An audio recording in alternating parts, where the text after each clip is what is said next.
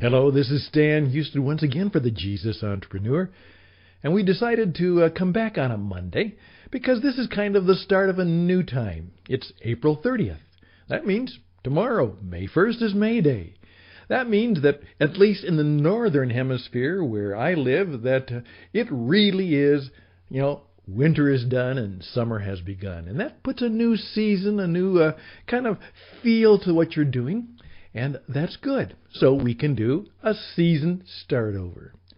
But we're going to talk about a little difficult subject, and I thought we just would start with this. I was talking with a fellow entrepreneur about some things that had recently gone with me, and he said, when entrepreneurs get together, they talk about two things. First of all, they love to talk about the good times, the real ecstasy, the things that, they went, the best of times. But inevitably, they also have to talk about the worst of times, the agony, the defeats, the things that have gone bad. And in doing so, I remembered a thing from a number of years ago when a wise Christian gentleman was talking to me as I was telling him about something that had happened to me on the mission field while I was doing international missionary radio work. And he said, as he put his wise old hand, as he put it, on my shoulder, he said, "Stan, please remember this. Everybody will disappoint you. Everybody but one will disappoint you. And sometimes you'll even wonder about that one." And then he said, "Stan, I'll probably disappoint you." I thought about that. And that reminded me to talk a little bit about disappointment, and then a subject which came to me. And I think in coming to me, I finally figured out one of the reasons that Jesus chose Judas for his team. For his entrepreneurial team, he chose Judas. Obviously, he must have known something about what would happen. But why did he do that? Why did Jesus choose Judas? I'd like to hear from you, but if you'll give me just a few minutes on this Monday evening, maybe Tuesday morning, May Day, can I just share some thoughts and things that have come to me about disappointment and why Jesus chose Judas? That's coming up. This is Radio on the Edge, and this is the Jesus Entrepreneur and the time of reflection. Few words of wisdom, hopefully, maybe insight and truth. And it's going to start right now.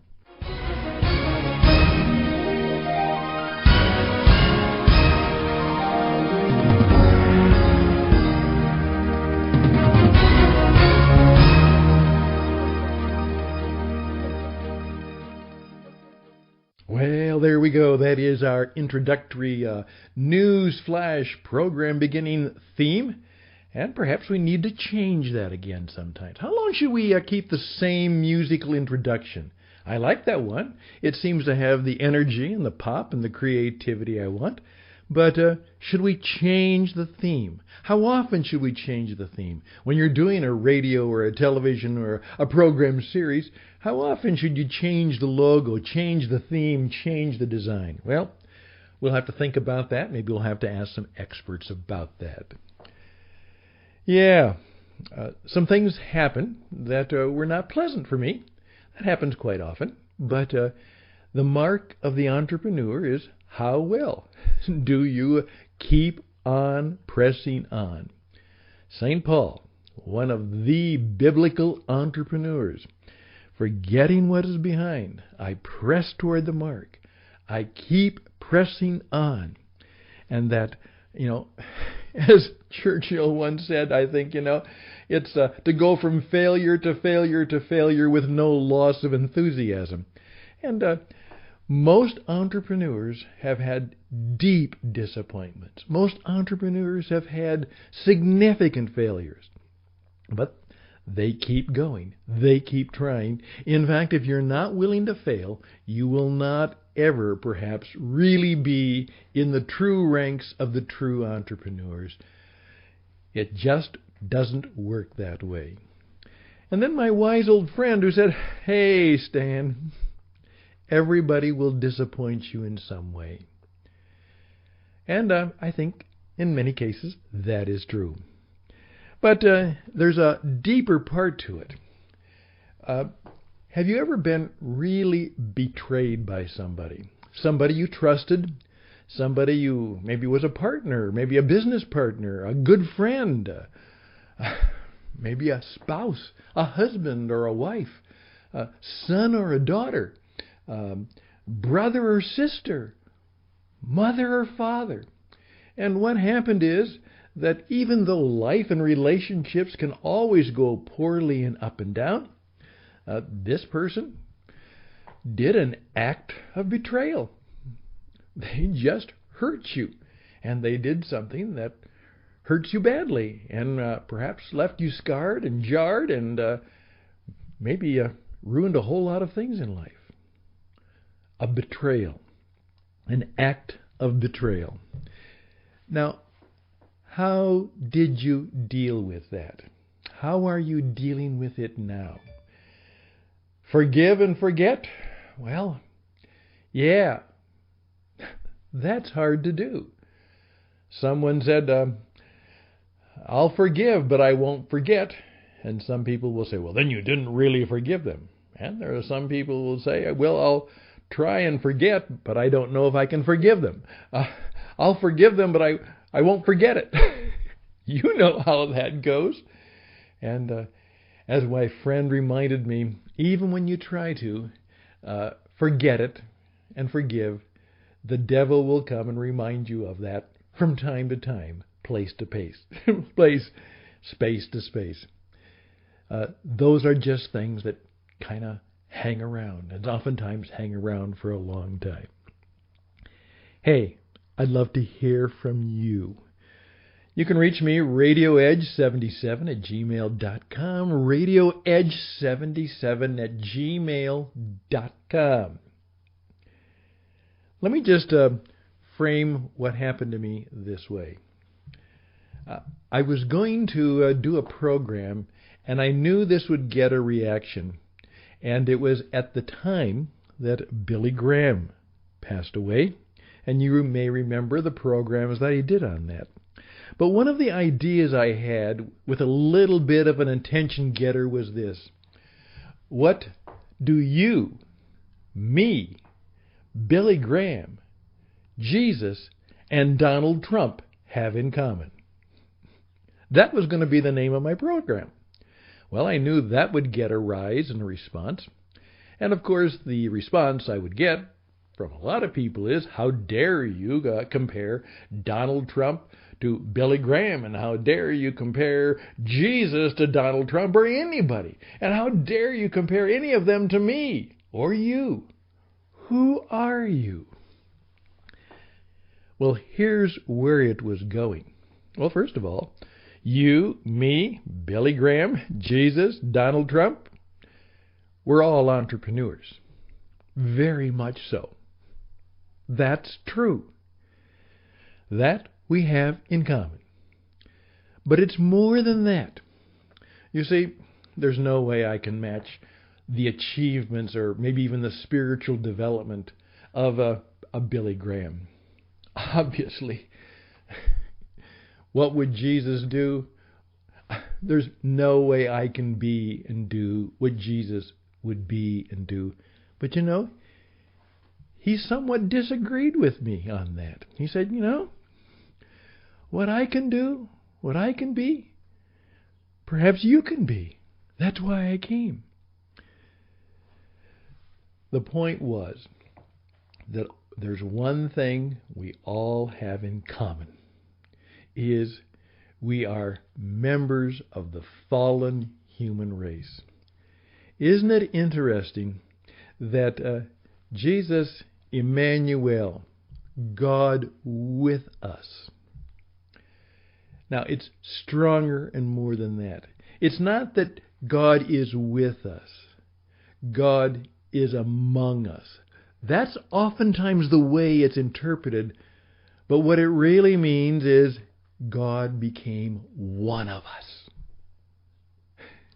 Think about that. Not just with us, not just among us, not running around us, not next to us.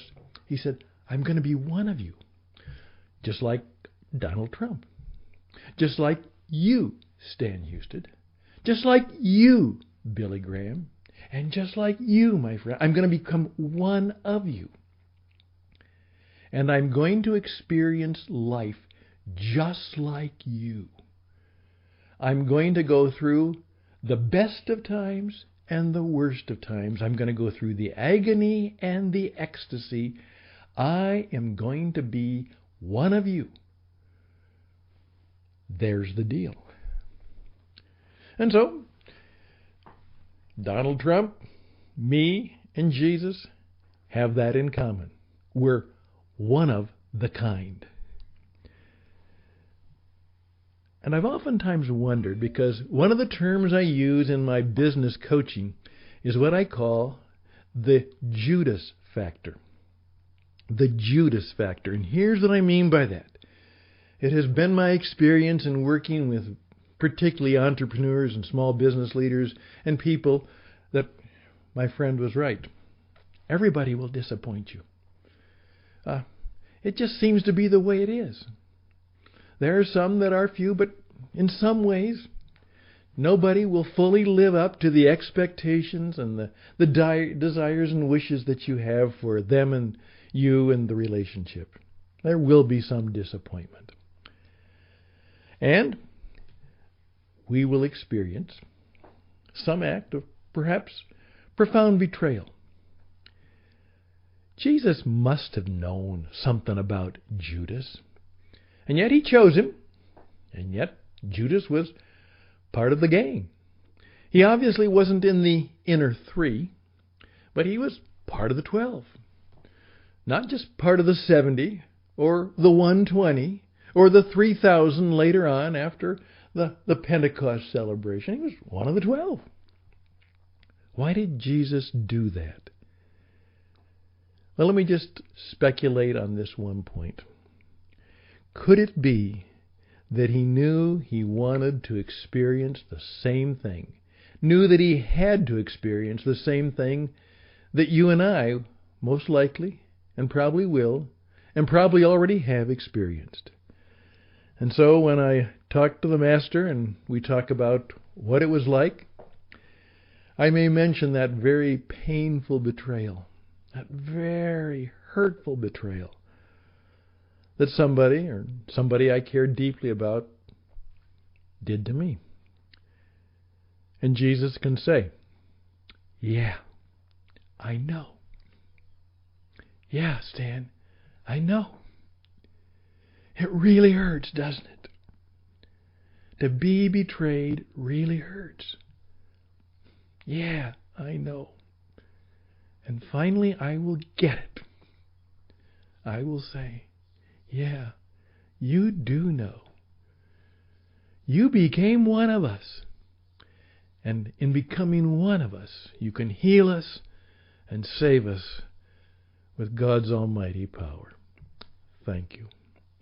And could it be, my friend, that's all I have to say, that's one of the reasons that you, entrepreneur, and me, entrepreneur, that's one of the reasons Jesus chose Judas. Just let that sit on your head for a while. I'll be back in just a moment.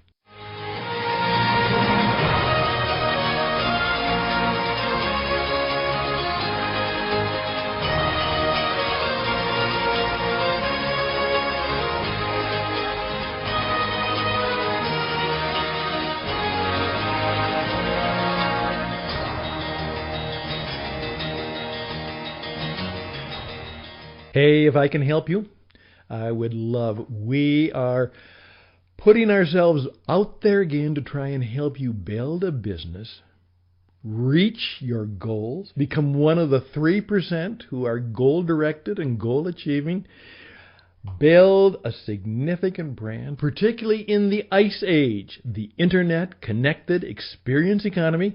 And if we can help you build your business, I think we can. Reach out to me, particularly with a question, and we'll see what we can do. Once again, my name is Stan Houston. You can call me, 520-664-7002. I will answer. I guarantee it. 520-664-7002. If I can't, I'll call you back.